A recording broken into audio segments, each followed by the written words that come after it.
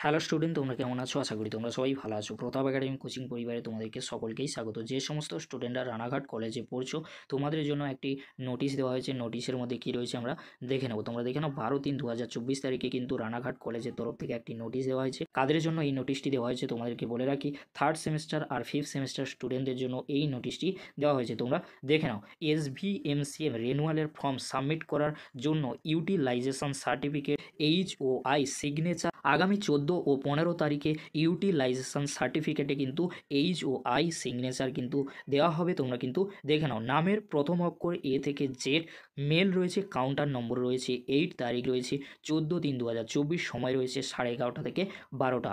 A থেকে Z পর্যন্ত female, counter নম্বর রয়েছে 8, তারিখ রয়েছে 15/3/2024, 11:30 থেকে 12টা পর্যন্ত। সঙ্গে কি আনতে হবে তোমাদেরকে বলে রাখি, যে সমস্ত স্টুডেন্টরা থার্ড সেমিস্টারে পড়ছো তোমাদের সঙ্গে আনতে হবে ফার্স্ট সেমিস্টার আর সেকেন্ড সেমিস্টারের রেজাল্ট।